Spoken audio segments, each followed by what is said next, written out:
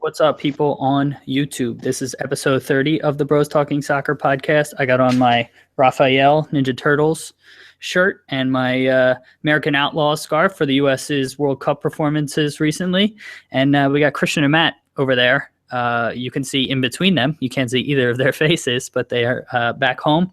And what is that, Manny Unk in the background? It is. Yeah. Looking from the cemetery. Oh, yeah. Good old view of what is it? Kind of like very Western Philly. Is that what you would call it? Yeah. Yeah. Still technically in the city, but almost in the suburbs at that point. All right. I think we are all good to go, and I'll start recording. You guys good? I'll take that silence as a yes. Okay. Hello. Can you guys hear me? Nope. No, we can. Now we can. Can you hear me? Yes. Yeah. Okay. You're a little lagged. Yeah, you cut out for a second. Okay. Is the internet all right in the basement? Yeah. Yeah, it should It's be. a Wi-Fi. Okay. All right. I just wanted to make sure. All right, YouTubers, you're getting a behind-the-scenes look at the technical difficulties that we experience from time to time. All right. What's going on, everyone? Welcome to episode 30 of the Bros Talking Soccer podcast, brought to you by Fan Futsal. As always, my name is Dave Knittel, and I'm here with my brothers Christian and Matt to discuss stories from around the soccer world. Christian, how's it going? Going well. Starting to get healthy. I'm going to go play soccer for the first time in a couple weeks tonight, so I'm looking forward to that. How's everything with you, Dave? Nice, exciting times. Things are good. The weather's starting to get very, very nice out here. Not that it's always kind of nice, but today was another gorgeous day in paradise. So I am doing well. Matt, how are you doing? Doing well, Dave. I can't complain other than the heat out here is getting pretty hot, but it's gonna get cool starting tomorrow. So looking forward to that. That's good. That is one thing I do not miss. I do not miss the humidity. It gets hot out here, but not humid. So I'm going to be excited about that. All right, Christian, I'm going to pass it off to you real quick for our trivia question this week. All right, Dave. I got two trivia questions. So I'm gonna pick one, and we'll save one for next week. Let's see what we're gonna do here, though. Okay, a little foreshadowing. I like it. Yeah, random choice here. I'm gonna ask this one, and if you guys already know the answer, I'll use the other one because you guys might. I don't think it's that complicated of a question. So okay, here we go. One team out of all the European leagues this year went undefeated in the league. Do you guys know who that was? Out of all? Oh, yes, I know who it is. Okay, I thought so. Does Matt know? Oh, yeah. Okay. Do you know how many points they finished with? Oh, okay. That's a good one. Okay. I don't know. Matt, do you know? Should I say who the team is? No. We'll let the listeners can guess at the end. We'll reveal it then. All right. So, yeah, one team finished undefeated in their entire league campaign this season out of all the European leagues. How many points did they finish on, and who was that team? Okay. All right, listeners, stick with us. We will give our guesses at the end, and the Christian will reveal the answer as well. So buckle up. Okay. Before we get to our topics, let me quick tell you about Fan Futsal. We're all busy people, right? We barely have enough time to read or check all our snaps, Twitter feeds, and Facebook profiles, let alone eat or sleep. With so much of our time already accounted for, who has the time to spend hours on fantasy soccer research?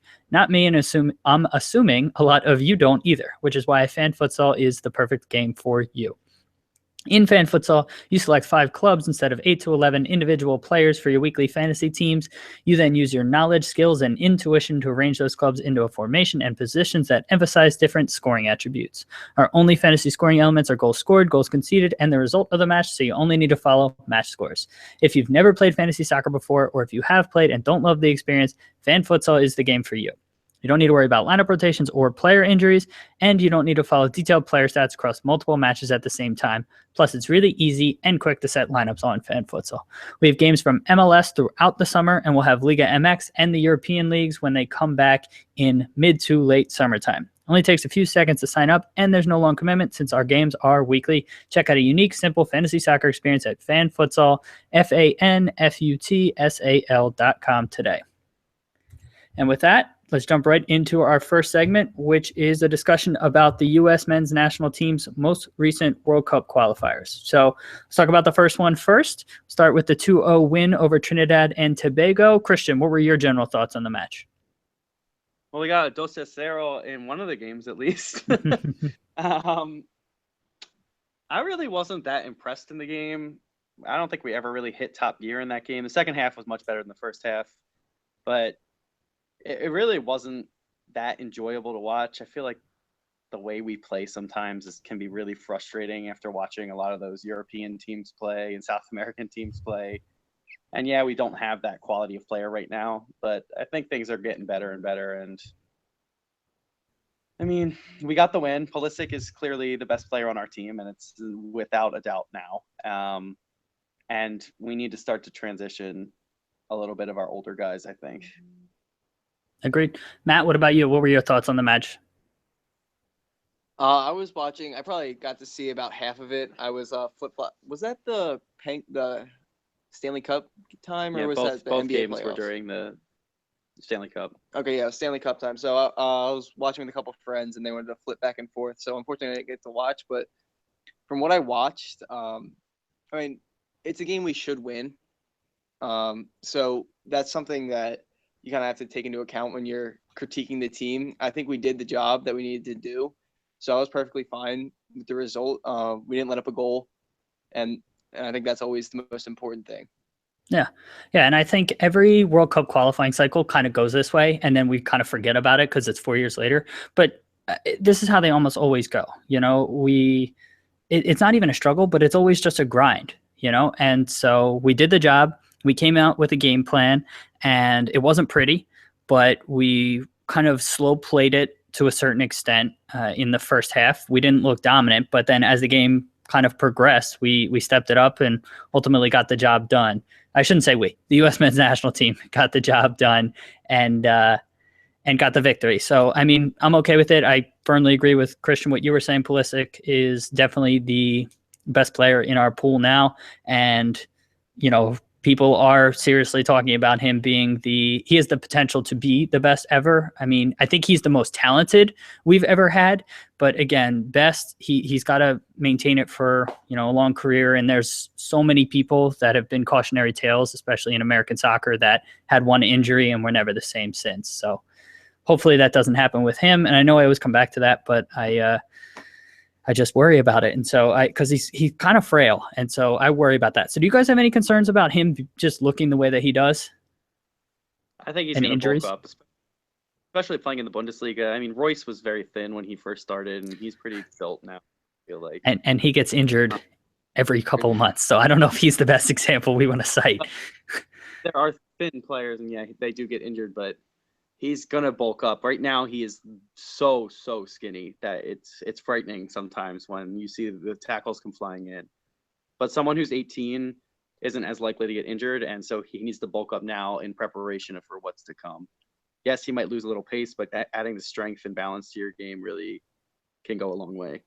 And Beasley had a very long career, and he's skinny as a rail, and he's still doing it at the senior national team level. So, you know, maybe he can emulate kind of his career trajectory.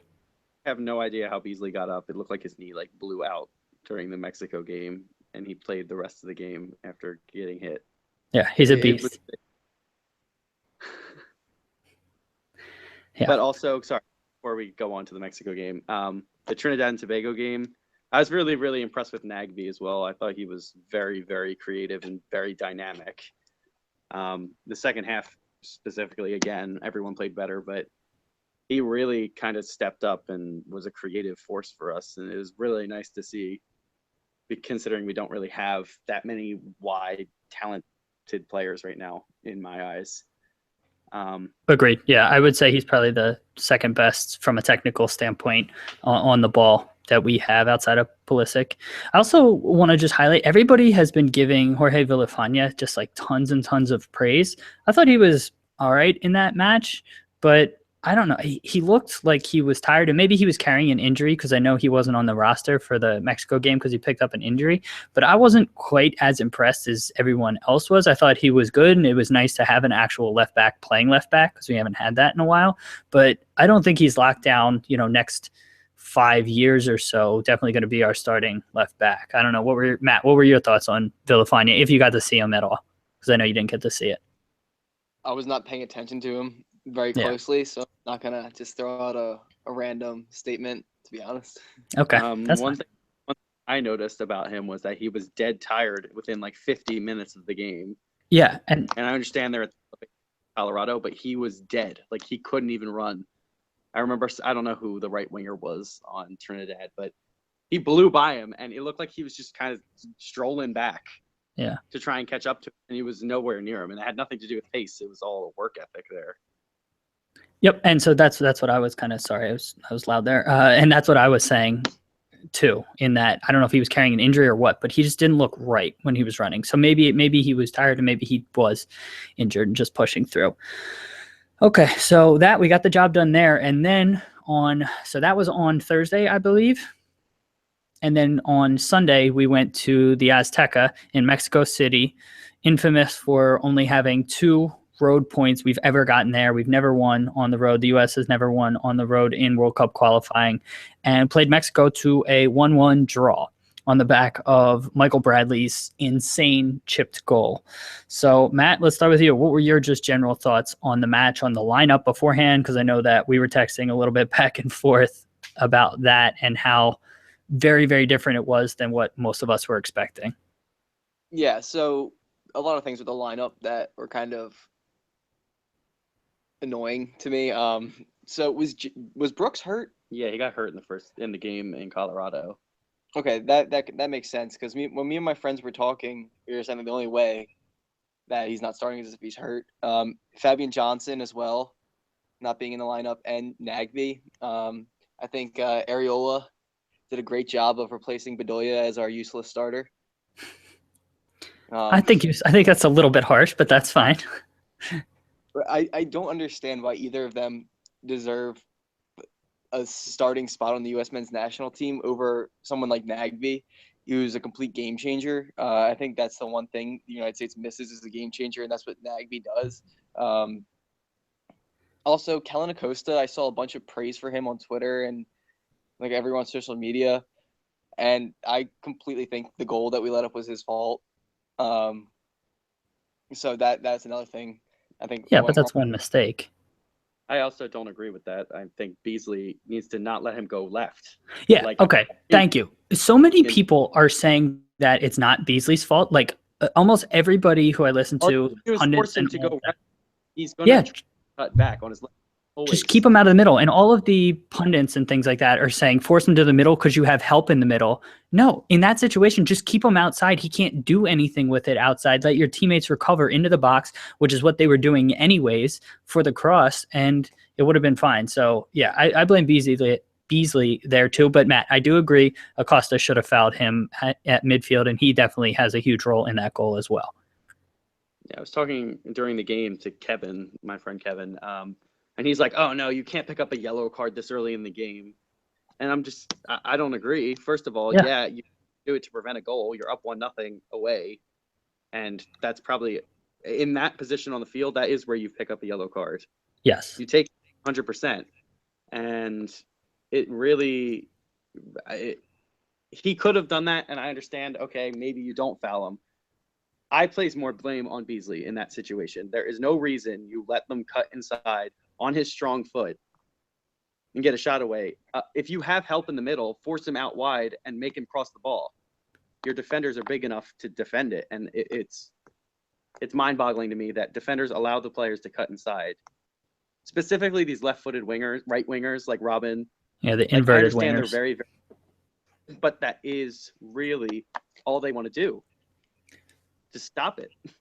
Yep. So, Matt, getting back to what you were saying. So this was the game plan all along. So reports are coming out now that Bruce Arena came into camp very first day and said, this is most likely going to be our lineup in each match. And this is the formation we're going to play. And these are our tactics. So he came in all along with that strategy. Now, Brooks has proven throughout his World Cup qualifying career with the US that he doesn't do well with travel and he doesn't do well in kind of repetitive games. He's gotten sick in the past. He's gotten injured. He hasn't come sometimes. And for whatever reason, it's a very long flight from Germany. And so you can understand it, but that definitely played a role in why he wasn't in the lineup in my perspective. Nagby, I think you could argue should have been in the lineup, but again, I think it was a rest type of thing. Johnson, I was okay with not being in there. I don't think that he had the greatest games, and I was fine with the tactical switch that they made, but Areola plays in Mexico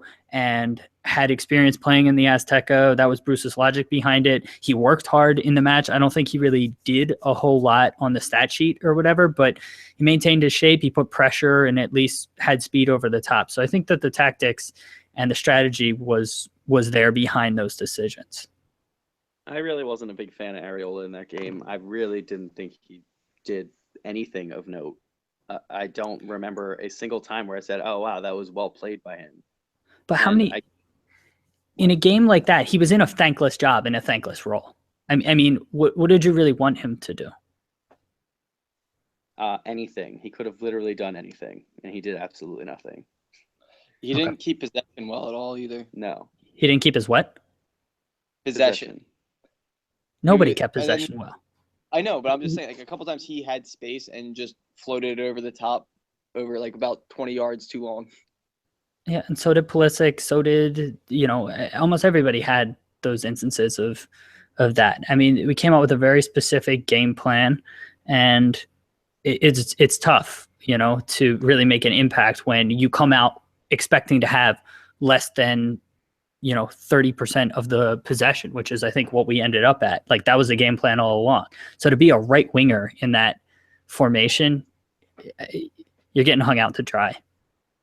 Yeah, I understand the inclusion of the Mexican player or the players based in Mexico in their league. It makes sense. They're used to playing there. They're used to playing against similar opposition. But some of those inclusions just didn't really make sense to me. They don't really have much experience. It got the job done. But into the game, you wouldn't have expected that because it just seems ridiculous to play a bunch of players together who never really have played together. You need chemistry in your team, and that's why it looks so disjointed. I don't think it did look disjointed. We had 25% possession. That's embarrassing. That was the game plan all along. That was the game plan. Horrendous. I don't care about possession. I was fine with giving up possession. Okay, and we looked organized the entire time. Yeah, I agree with that. But I think that's mainly to do with Michael Bradley's being able to run the entire game. And I don't think the game plan really did anything other than Michael Bradley had a chip in the first 6 minutes from 45 out. We didn't do anything the rest of the game, really. Oh, and what I was going to say, Acosta, but on that goal, before any of that happened, Bobby Wood just missed the ball at 6 yard line. Oh, yeah. Yeah, that was not great from Bobby. Yeah, that would have definitely changed things. Yep. Yeah, that would have made it 2-0. If Bobby Wood, first of all, that would have made it. Yeah. And even if he mishit it and it went to the far post, Pulisic was in acres of space. No one was near him. So if it had somehow gotten by Wood, there's another chance too. And I mean, it's just unfortunate that we don't take it and they come down and scored literally 15 seconds later. But I mean, that's how the game goes sometimes. So let's definitely honor. So that was the greatest U.S. men's national team goal I think I've ever seen live. Can you guys think of it? Like, that goal was absolutely incredible. First off, Bradley read the pass. They had apparently watched videotape of that exact scenario, and so he knew exactly where Chicharito was going to play it. He knew exactly what touch he was going to take, and looked up, spotted Ochoa out of his net, and chipped him in that thin air absolutely perfectly. I thought that was absolutely incredible. Yeah, Donovan versus Algeria is my favorite, but I didn't get to see that live. Oh yeah, I remember. I called you. I was at Johnson & Johnson doing a co-op, following on my phone text messages. So I got, that was, I got home and watched it immediately, but it was it was tough not to see that live. But going back to what you guys were saying a minute ago, and then we'll move on. You guys are saying we didn't do anything in that game. We did so many things well. You're only talking about offensively. We didn't do things, and we still had chances. Pulisic had a chance at the end. Bradley knocked it off the post in another chance in another time. But we came out with a defensive strategy and implemented that defensive strategy very, very well and executed it. And we did a ton of things defensively. Now, offensively, the game plan wasn't to retain possession. It was to counter quickly. That's why Wood was in. And I don't think you're giving them enough credit for coming out with a plan and executing that plan. Sound like Mourinho. Yeah. Okay. So with that, it is time for a quick musical interlude, but we will be back in a few. Listeners, stick with us. We will in a few be back. Yes, we will. Do you guys need any water or anything? You good? Yeah, can you send me some? Am I loud, by the way? Or am I good? Yes. I'm loud? No, you're fine. Shut up. Okay. All right, you guys good to keep going? Yep. Okay. Welcome back, listeners, and it is time for segment 2. So we had no fan futsal games this week due to the international break, but we are back this weekend on fanfutsal.com for a Bros Talking Soccer game. We're going to be playing with MLS clubs, so join that. Look for us on the site. My username is dknitz11, Christian's is ckniddle12, and Matt's is mpk8110. With that, let's dive right into our topics for segment 2 and start with a hot topic in American soccer, as always. So Peter Wilt, who is a pretty well-known front office person in American soccer circles, is putting together a plan to launch a third division in U.S. soccer with legitimate and kind of more concrete plans to put promotion and relegation in place. The new league would theoretically integrate with NPSL and NASL, which are the fourth and second divisions respectively. And there's still a lot of things to be worked out in it, but do you guys think that this is a legit possibility to be implemented? Or do you think it's just kind of more hot air from people who just want to see pro rel? Christian? I don't really see this as a realistic possibility. I just don't. I don't think that the support is there for these teams, and as much as I'd love to see it, and I think it would add an element to the game that we're lacking in America, I think it would be detrimental to the growth of the league as of now, and it could really hurt support for the teams and just the overall well-being financially. Okay, and one thing I want to make clear, so MLS is the top league in U.S. soccer. Then you have NASL and USL as the second divisions. In America, we have 2 second divisions, which is confusing as it is, but there's 2 separate leagues that are Division 2. Right now, there are no third division leagues. USL is talking about implementing a third division league in 2019, I believe, and this idea would be, I think, what did he call it? The NISL?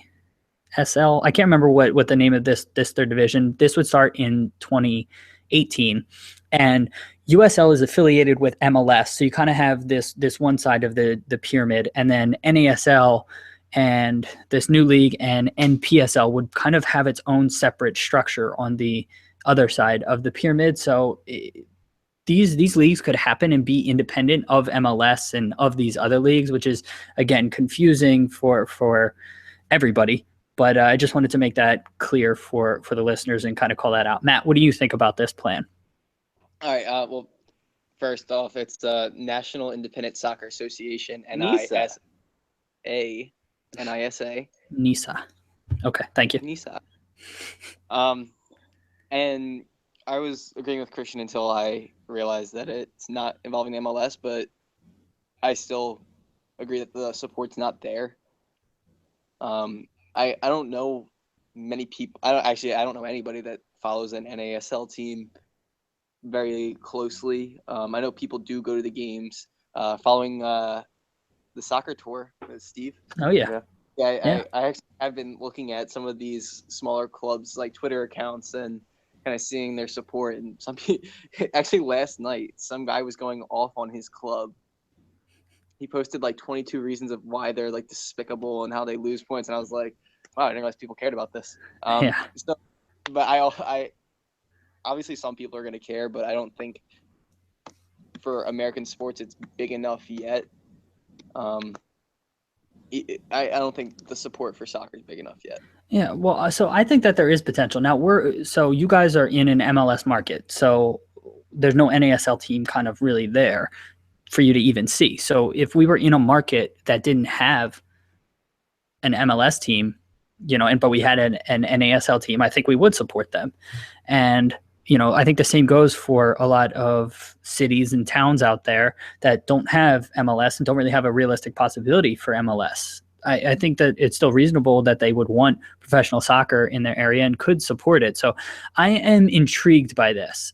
So the way that it's going to work is the league is going to start with, I believe, 10 teams, grow to 24, cap it at 24, and then start having the discussions on promotion and relegation. And so I find it fascinating to just see what's going to happen with this. I am open to it. I am skeptical of it, but I'm intrigued by what the possibilities may be. So I kind of hope that it at least survives until we get some promotion and relegation, because I kind of just want to see what the heck's going to happen. I feel like it gets people really excited for games. Like if your team is in the lower division and you have a chance to get promoted, I feel like you as a player, first of all, are kind of on a stage where, okay, if I'm in that first division here, maybe teams in MLS will see me. Maybe teams that like scouts around the world will come and just look. You don't know.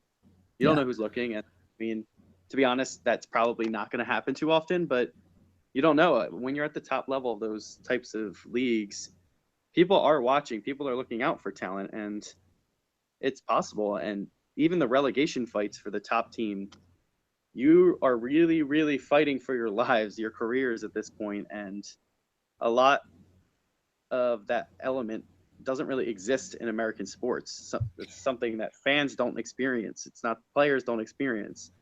And it is a huge part of the soccer culture. And it's really, really, I think, important to improving the overall aspect of the game and experience. So I think that it is romanticized. And so people talk about pro-rel and a lot of times fixate on the promotional aspect, the small club rising up, growing and all of that. Relegation and my fear isn't necessarily the promotional aspect. My fear is the relegation aspect, where a club gets relegated and just kind of implodes. And you see it happen overseas. You see, clubs extend themselves financially and go into debt. Or as soon as a club gets relegated overseas, they lay off half of the front office staff. The players don't. The players may have to take wage cuts, but a lot of times they still end up having jobs or can be transferred elsewhere to continue playing. But it impacts so many people beyond just the players. And so I just have a fear from that perspective on relegation just destabilizing the floor. And so that's kind of my concern, and where I'm really curious to see how they survive that aspect.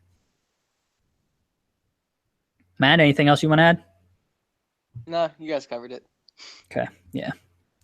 Pretty smart. All right, let's transition over to Asia World Cup qualifying, where last week Saudi Arabia was playing Australia in a World Cup qualifier, and Australia lined up for a moment of silence to honor the Australian victims of that terrible London terrorist attack. And Saudi Arabia did not line up. They went to their respective positions, and there was a ton of media backlash against Saudi Arabia for this issue. I want to get your guys' thoughts in a minute, but I'll just put my perspective out there first. And so I still don't know the complete and total story here, but I will say that different cultures have different sort of traditions. And so apparently in the Middle East, they don't really have this tradition of silence before matches. At least this is my understanding. Or in the past, I've watched matches with Turkey where the fans will sometimes whistle during moments of silence, because in their culture, that's apparently honoring those people. And so to Western cultures, so Western Europe and then the United States, it looks disrespectful when in reality, that's not kind of the intention. So I kind of sincerely hope that there was just a lack of understanding between the Saudi. I don't understand why Saudi Arabia would intentionally dishonor the people. I think it just was a lack of understanding between the cultures, lack of communication. And I didn't really see the Saudi Arabia players being like loud or gesturing. They kind of just went to their positions and didn't line up, together. But other than that, I think and hope it was just a lack of cultural understanding. So Christian, Matt, what were your thoughts on that? Yeah, so my only knowledge of that was from social media and people. I think it was mainly British accounts, like British soccer accounts that I follow talking about it. So I think they were a little, one-sided on the matter. I didn't realize that this could be a cultural thing. They were pretty pissed about it, to be honest. The Saudi Arabian team was getting a lot of, hate and a lot of criticism for it. And from an outside perspective, it is disrespectful from the outsider's view, from what my knowledge was. But I kind of wish, like, even if you're like involved in another culture, you still have to kind of go with cultures, what that culture's values are. I couldn't think of the word. Yeah, I understand what you're trying to say. If you're in a specific place, or you need to honor and respect kind of the other person's culture as much as it is your own culture. It behaves a certain way. So I totally get that. I think I read too that apparently if you're going to do something like this, you're supposed to let the other federation know the day before and get everything sort of ironed out. And I think, if I remember reading correctly, this was sort of last minute. And so there may have been confusion on, communications between the federation, and the Saudi Arabia players didn't know exactly what to do. So that may have played a role as well. Christian, what were your thoughts on this whole situation? I don't mean like a really negative way, but it's cultural ignorance. It's just they didn't know. They really didn't. I feel like that is probably true. But it is something that's in the game. You kind of need to know what you're going into. And I feel like they should have been informed of what's happening. They probably really didn't. There's probably a cultural and a language barrier that they didn't understand. And they should have been informed by either like the heads of the federation or their coach, or someone needed to be informed so that they knew what to do. Because it does come off as ignorance, and it looks really, really bad from an outside perspective. I don't think there was any malice in what they were doing. They really didn't know, in my opinion. They weren't doing anything on the field that really signaled that they were against the moment of silence. Mm-hmm. They were all standing there silent in their positions. Like some of them were like jogging and warming up a little bit, but they weren't doing anything really malicious. Disrespect. I guess malicious or disrespectful. Agreed. So, so I think we're all kind of on the same page with that, and let's just leave that there. We're going to take one more break, and then it's going to be time for our last segment. Stick with us. All right. You guys still... What? Fajitas. Chris and I are watching Friends. We haven't gotten to that one yet, but... That's the last season, so... Yeah, we've torn through it. We're on like season 8 or something like that. Oh. I just finished watching Rules of Engagement. Yeah, I'm watching Ballers. You guys seen that? No. The knockoff of Entourage. Entourage. Yeah. The NFL knockoff of Entourage. It's good. I like it. Just binge watched it all. Okay. All right. Ready for the last segment? Yeah. What were you saying about Rules of Engagement? It is so funny. I didn't realize. It is really, really, really funny. That guy's Joe from Family Guy, right? Yeah. He's Stan from... Patrick Warburton? Yeah. Yeah. Is that where the couples live across from each other? And David Spade's in it? Yeah. Yeah. Okay. Do they not live across from each other? They live down the hall. It's close enough. Okay. All right. Let's get back on track here. Okay, welcome back to segment 3, listeners. And we're going to start right off with Zlatan Ibrahimovic, who is no longer a Manchester United player. If they're being informed, his contract's not going to be renewed. So quick reminder, Ibra is out until January with a major knee injury, and he is 35 years old. Christian, is this the right move for Manchester United to let him go? 100%. As much as it kills me to say, Manchester United made the right move here. This guy is 35 years old, will be 36 by the time he comes back from injury, I believe.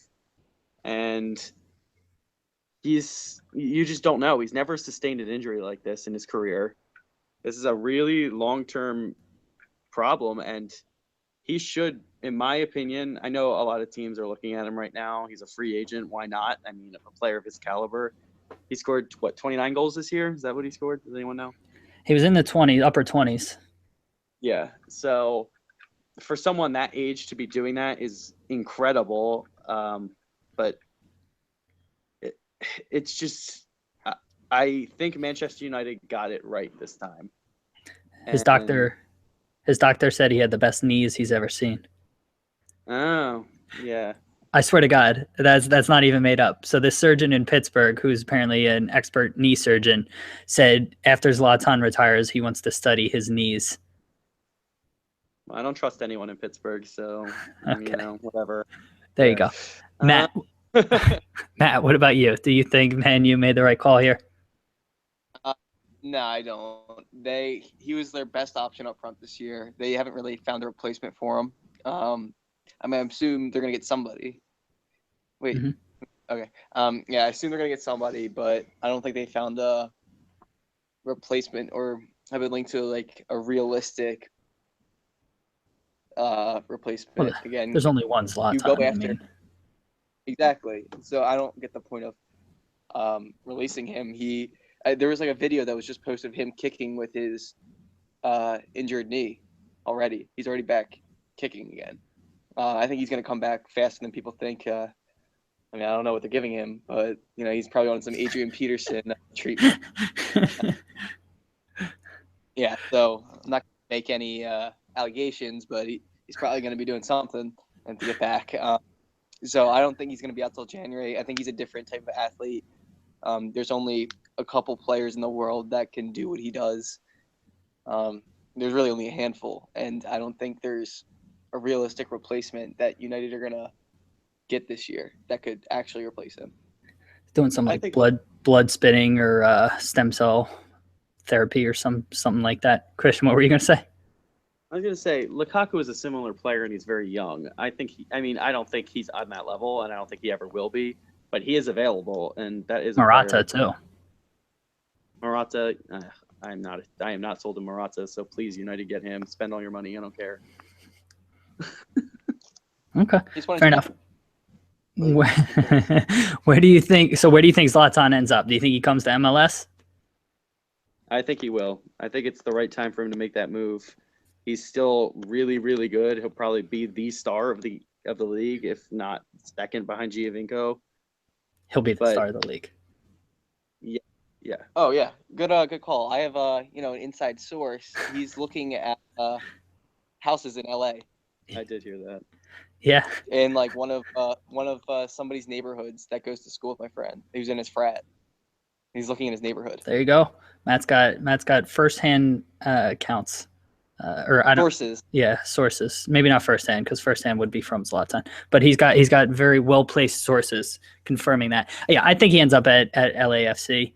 I wouldn't be surprised if the LA Galaxy overpay for him and get him, because LAFC is coming into MLS next year, and they're coming in with a bang, and they're going to be making splashes all over the place. And I wouldn't be surprised if the Galaxy step up and say, we have to do something even more insane. So I wouldn't be surprised if he ends up at the Galaxy over LAFC.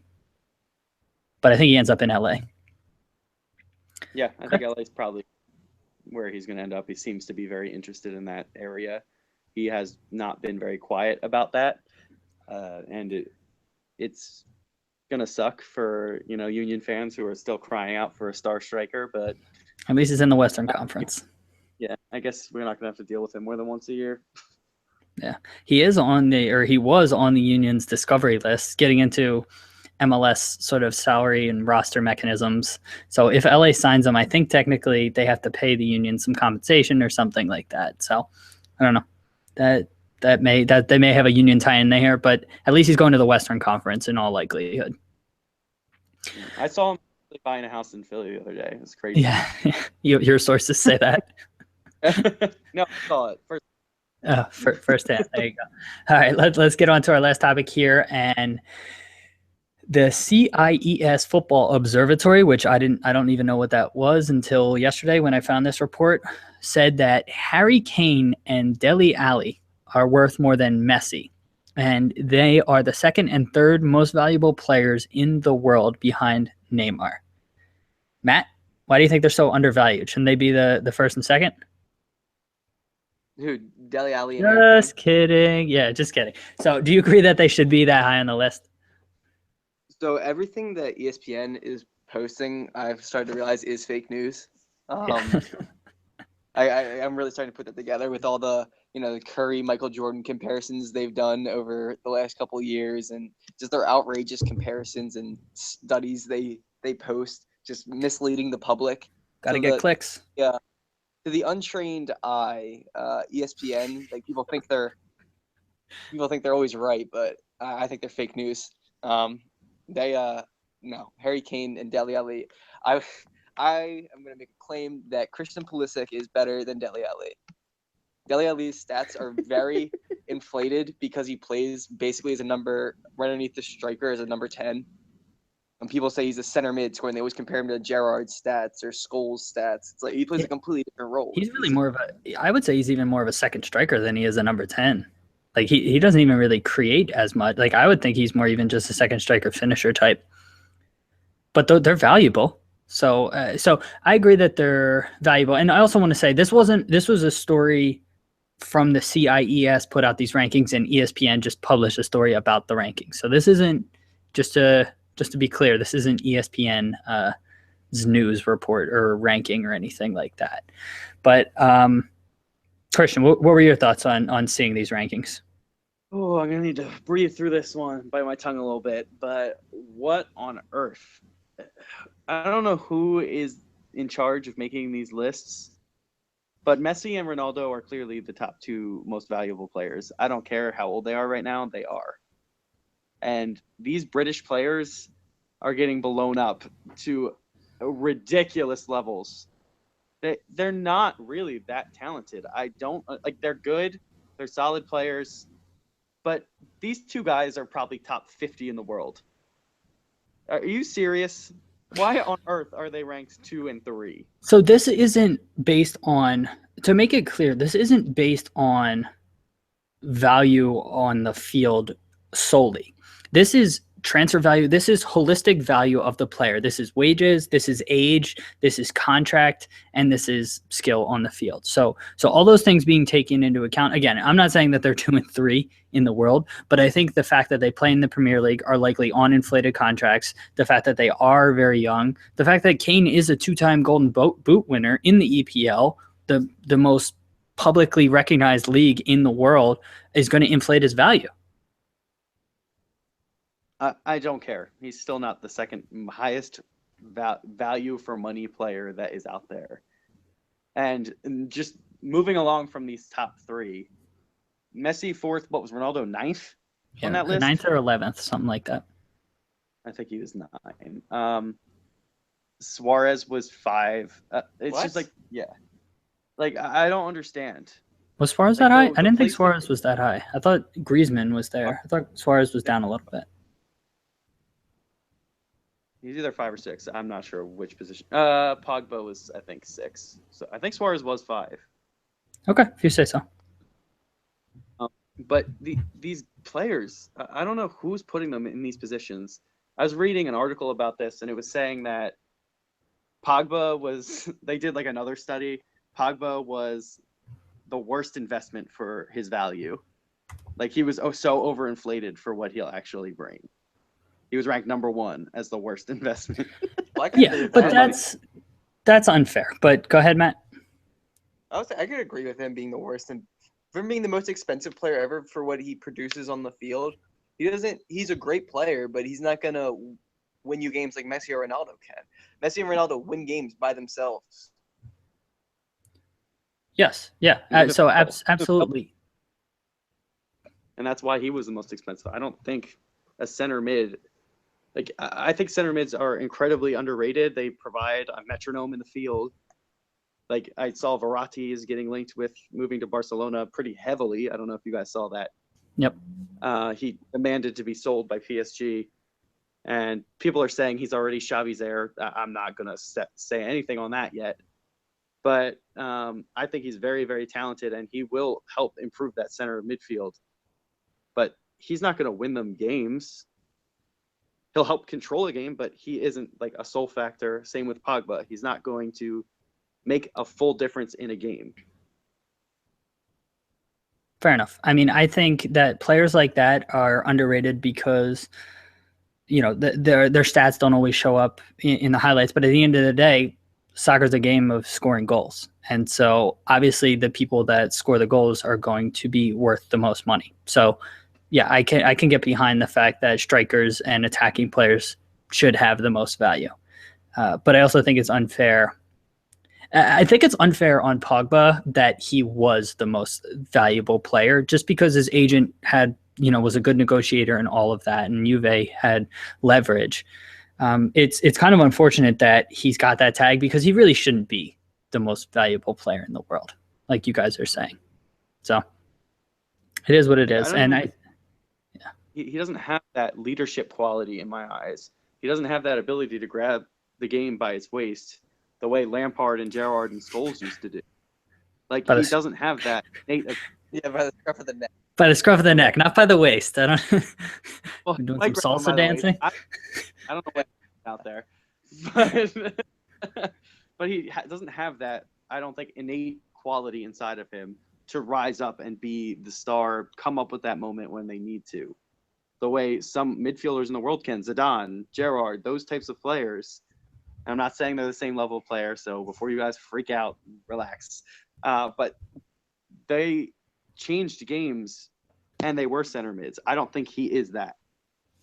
Yeah, fair enough. So yeah, I think so I can get on board with that, and I think Kane and Dele Alli are likely overrated here, but I don't think they're top 50. I would put them higher than that just because they're so young and still have so much time to grow into their prime and how good that they could be.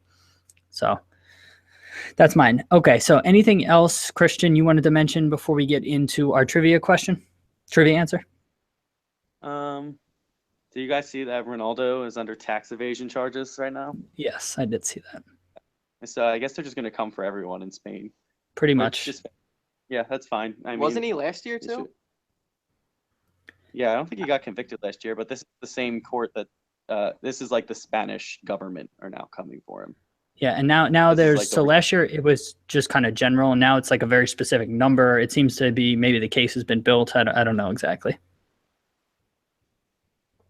Matt, anything you wanted to add? You see Pogba send Cahill for a hot dog today? I did not see that. I did not.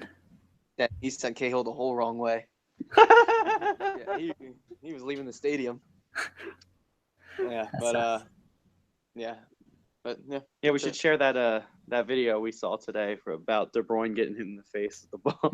Yeah, we'll tweet out so there was a Man City promotional video, or I don't know what the heck they were doing, but there were a couple players messing around, and I don't even know who the guy who took the Rabona was. I don't know if he's a player or a fan or whatnot, but De Bruyne basically gets hit in the face off the post. Christian was critical of him for not getting his hands up. Like, there's no way he could have gotten his hands up. He didn't react at all. It came so quickly. Like, what did you want him to do?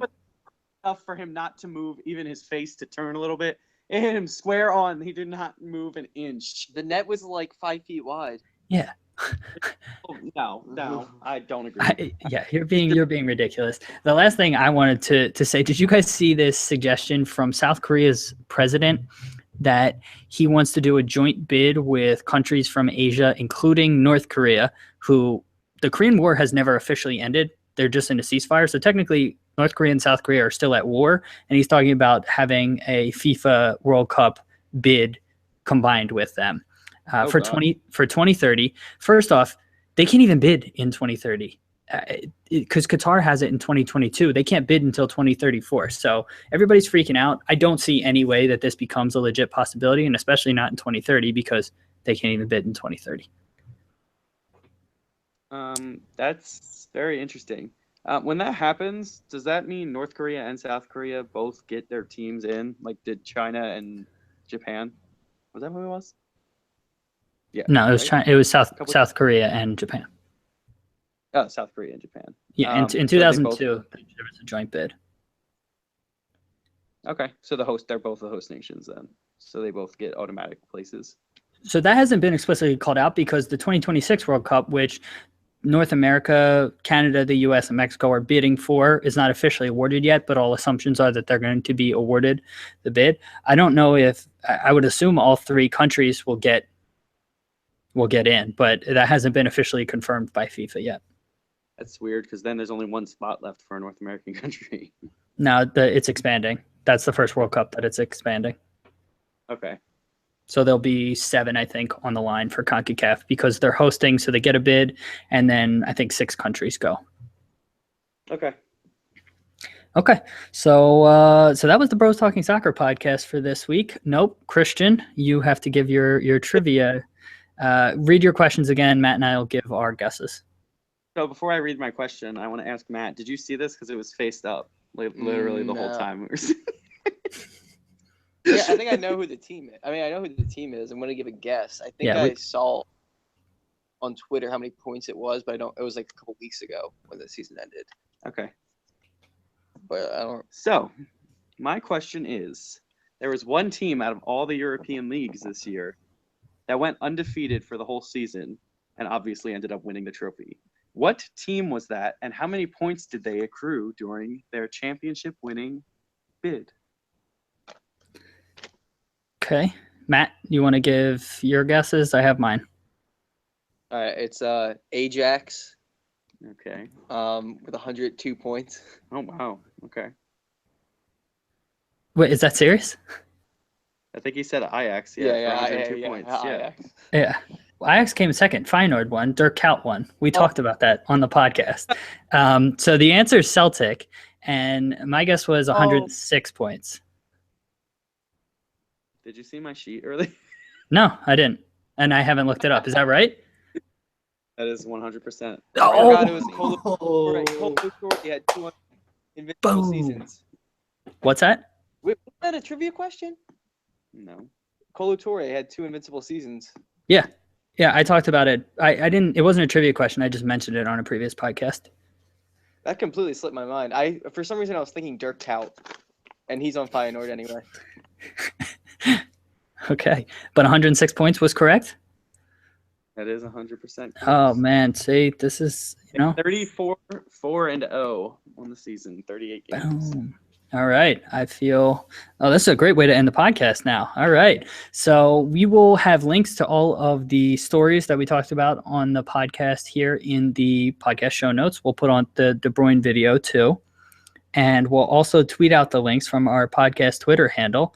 And our Twitter handle is @BTSoccerPod. If you want to get in contact with us, our email is bros.talking.soccer@gmail.com. Everything was brought to you by fanfutsal.com. Check it out. Play the MLS Fan Futsal game this weekend or create your own game with friends and family. Christian and Matt, thanks for being here. And thank you to all the listeners for tuning in this week. We will talk to you again next week. See you, everyone. All right. Bye, YouTubers.